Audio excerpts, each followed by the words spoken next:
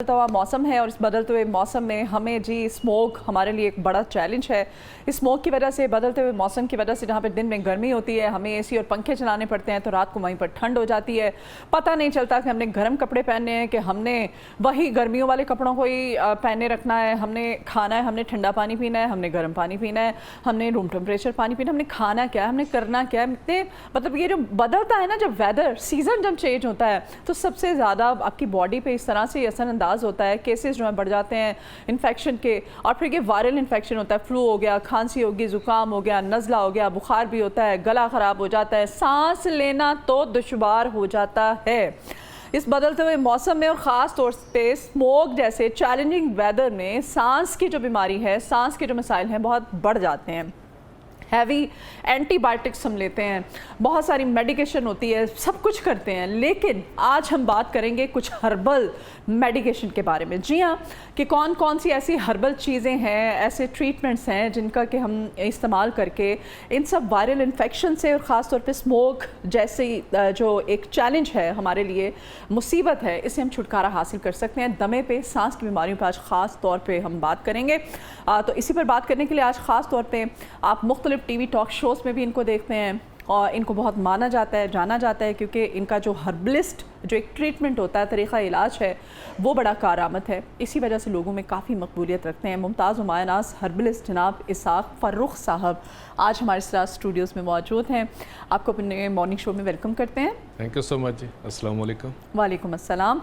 तो फ़र्रुख साहब, सबसे पहले तो ये बताइए, स्मोक बहुत ज़्यादा है, आप कह रहे हैं कि जब से लाहौर में आए हैं तो गला आपका भी तो काफ़ी ज़्यादा इफ़ेक्ट हुआ है, तो आप भी देख ही रहे होंगे ये स्मोक में जब वेदर चेंज होता है तो क्यों सांस की बीमारियां एकदम बढ़ जाती हैं, सांस लेने में मुश्किल होती है, दमा, ये सब क्या है? दिया, थैंक यू सो मच कि आपने टाइम दिया। एक्चुअली ऐसा है कि हमारे लाहौर के अंदर खासकर मैंने देखा कि स्मोक बहुत ज़्यादा। अब स्मोक में होता क्या है कि एक तो नमी होती है, दूसरा धुआं होता है।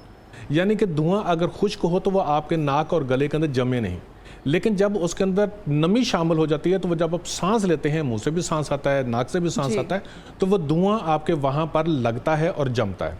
अब वही साफ ज़ाहिर है कि इन्फेक्शन काज करता है।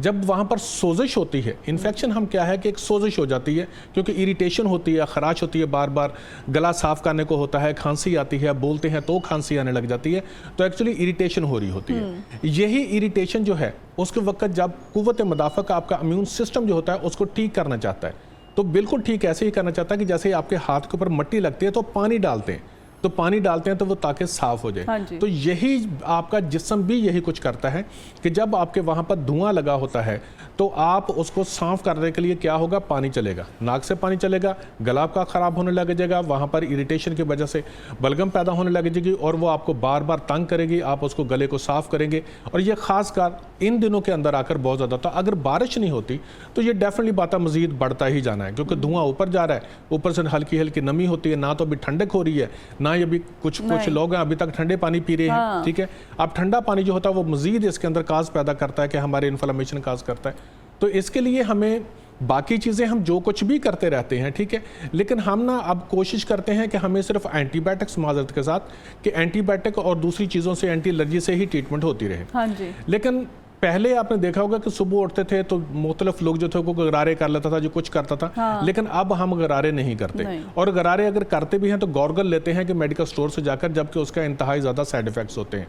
अगर आप इन्हीं चीज़ों को थोड़ा सा, जितने भी लोग हैं, अगर उसको एक काम कर ले, वो बना कर रख ले, एक मतलब आपका 100-150 रुपया लगेगा, उसको रख लें, सारे घर वाले उसको इस्तेमाल करते रहें, गला साफ होता रहेगा। अच्छा। मैं जब आया हूँ सुबह मुझे पता था कि मेरे गले में बहुत ज़्यादा जलन हो रही है, बार बार मेरे जलन हो रही थी, तो मैंने उसी को ही इस्तेमाल किया, तो इस्तेमाल करके हूँ ताकि मेरे गले के अंदर जी बिल्कुल जी।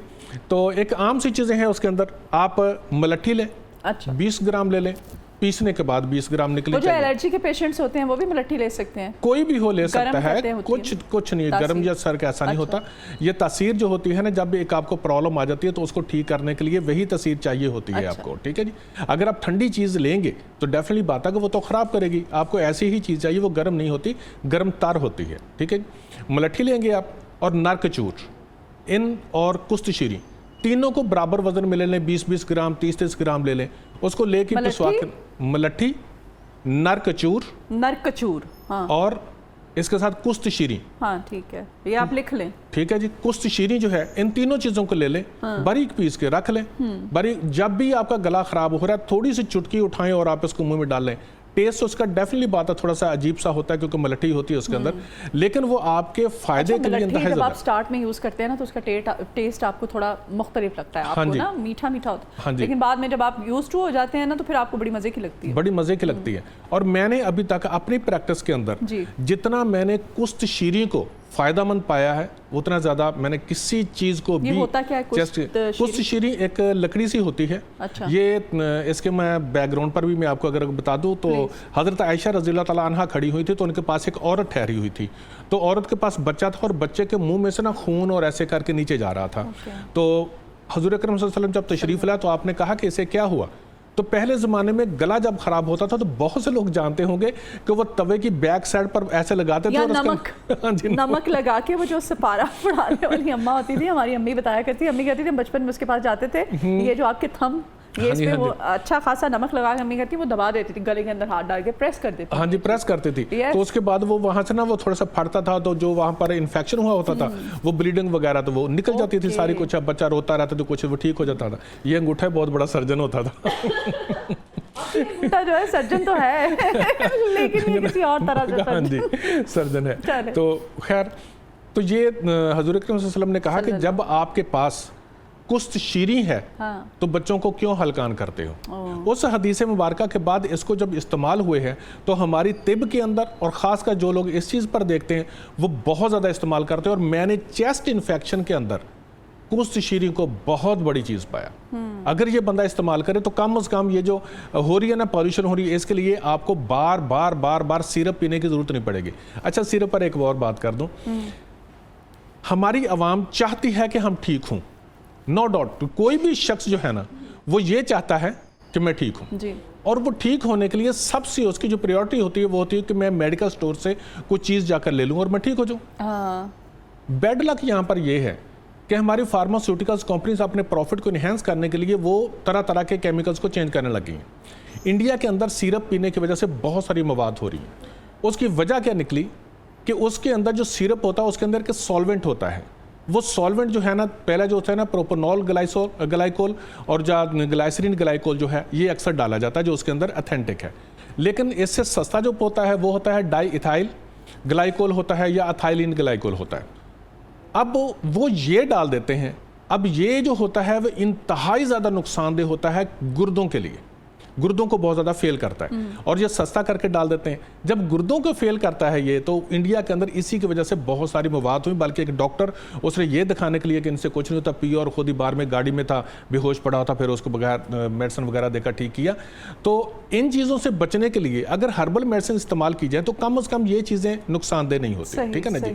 क्योंकि ये जो चीज़ है ना, जो मैंने डाई इथाइलिन ग्लाइकोल बताया है आपको, ये आपको पता नहीं है कि किस चीज में इस्तेमाल होता है। ये जो पेंट दीवारों में करते हैं ना, ओह माय गॉड, या जो ब्रेक ऑयल होता है ये उसके अंदर इस्तेमाल होता है। लेकिन ये सस्ता पड़ता है, मीठा होता है, वही सॉल्वेंट होता है, तो उसकी वजह से वो ज्यादा इस्तेमाल कर लेते हैं। हाँ जी। और ये जो आप कह रहे हैं कप सिरप होते हैं ज्यादातर उनमें यूज होता है। हाँ जी, उनके अंदर ज्यादातर इस्तेमाल इंडिया के अंदर यही पाया गया। तो इससे बेहतर ये है कि अगर आप ये हर्ब्स जैसे मैंने आपको बताई हैं, इसके अंदर मलठी के अंदर कोई नुकसानदेह नहीं है, नारकचूर के अंदर कोई नुकसानदेह नहीं है, ठीक है ना। अगर इसके अंदर कुश्त शीरी है तो उसके अंदर कोई नुकसानदेह नहीं है। और मैंने अभी तक कुश्त शीरी के अंदर कोई साइड इफेक्ट नहीं देखे। मैंने अकेली नबी करीम सल्लल्लाहु अलैहि वसल्लम ने फरमा दिया, आप कह रहे हैं, तो हाँ जी, पीछे क्या रह गया? देखिए मैंने उसी हदीसे पार पार तो आप किसी चीज को मानते ही नहीं है ना, उसी हदीसे पार डिपेंड करके हमने दूसरी बात रह नहीं जाती है जी।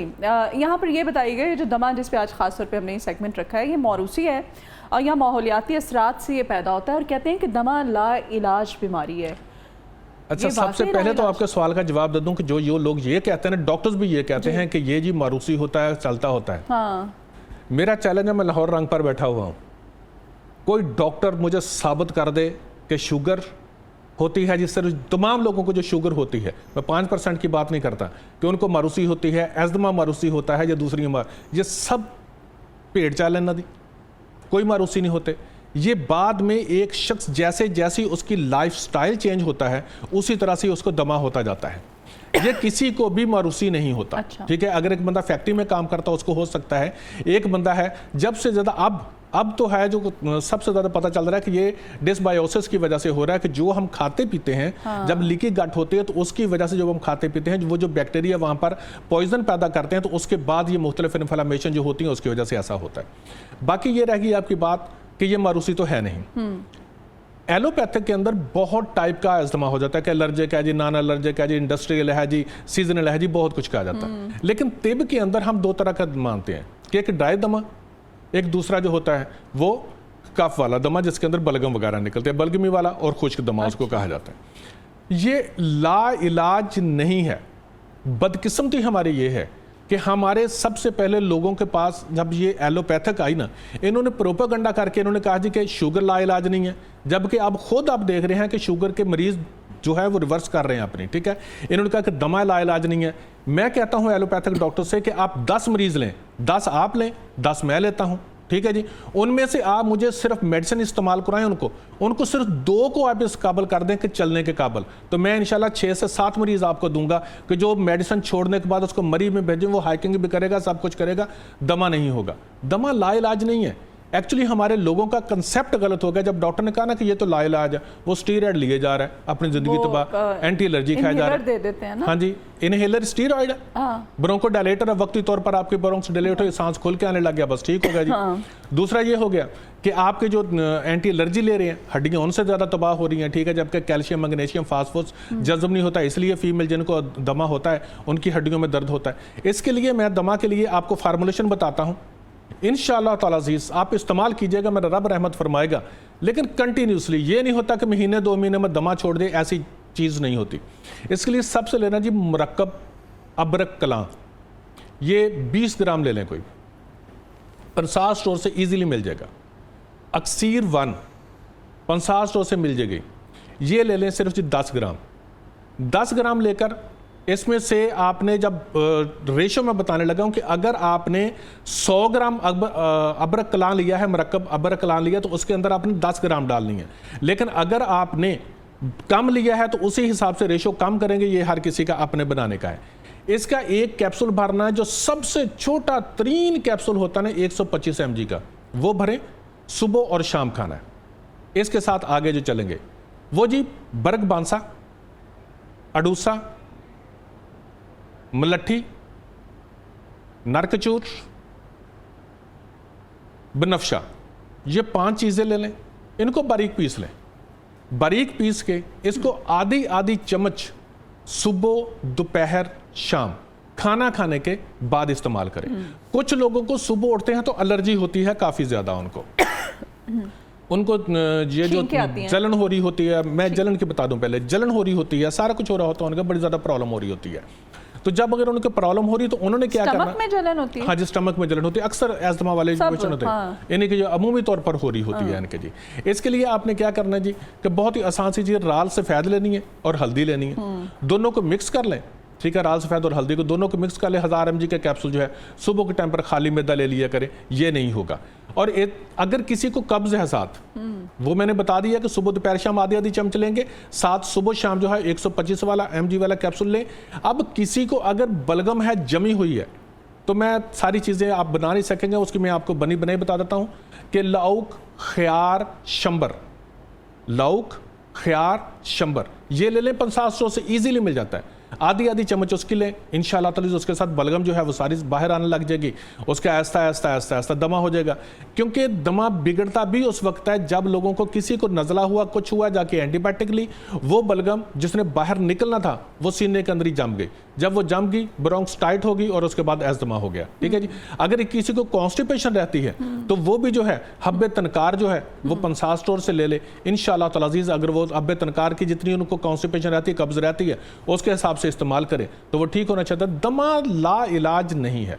इसको सिर्फ हमारे जहन में जब बैठ गई है ना कि डॉक्टर ने क्या है ठीक कोई नहीं होना, तो बस हमने उसका इलाज करना छोड़ दिया, पंप पर लगे हुए हैं, इनहेलर लगे हुए हैं। अच्छा, आजकल बच्चों में भी बड़े केसेस बढ़ते चले जा रहे हैं इस सांस की बीमारियों के। ऐसे बच्चों को वालिदैन को क्या करना है, फौरी तौर पर इस पर तवज्जो दें। ऐसी कौन सी अलामात हैं जो बच्चों में जाहिर होना शुरू हो तो आप समझ रहे कि नहीं, खुदा न खास्ता बच्चा जो है वो दमा की तरफ जा रहा है? सबसे पहले हमारे जो बच्चों की प्रॉब्लम, इन्होंने जब बड़े होना ना, इनके अंदर बहुत सारी बीमारियां ऐसी हैं कि जो इंतहाई ज़्यादा होनी है। हम तो कुछ भी बीमार नहीं हैं, हम तो कुछ भी नहीं है। यकीन करें जो आने वाली नस्ल ने बीमार होना इनकी सोच है, इनके हर किसी के हाथ के अंदर मेडिसिन और हर किसी ने निर्जात को जाके फांका करेंगे। उसकी सबसे बड़ी वजह यह है, एक तो यह है कि बच्चा जब माँ के पेट में होता है ना, माँ को ये नहीं पता होता मैंने ग़िज़ा क्या खानी। मेंटली तौर पर डिस्टर्बेंस, ADHD के पेशेंट जो आ रहे हैं, ऑटिज्म के जो मरीज़ आ रहे हैं, ये कोई विरासती नहीं होता। मैंने लातादाद मरीज़ों की ट्रीटमेंट की, अल्हम्दुलिल्लाह कुछ नहीं ऐसे सब बकवास है इनका कि ये विरासती होता है। ये सिर्फ जब बच्चा माँ के पेट में होता है, माँ की ग़िज़ा पर डिपेंड करता है कि उस वक्त वो बच्चे को कितना हेल्दी बनाना चाहती है।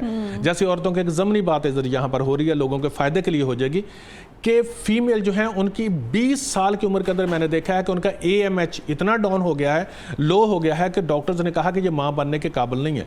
अब उसकी सबसे बड़ी वजह क्या है? सिर्फ वजह यह है कि जब वो माँ के पेट में थी, अल्लाह ताला ने तो उसको 6 मिलियन से 7 मिलियन तक यानी कि 60 से 70 लाख अंडे दिए थे, लेकिन जो माँ थी उसने वो बाद में बच्ची ने और माँ ने गलत ग़िज़ाएँ खाकर उसको ख़राब कर दिया।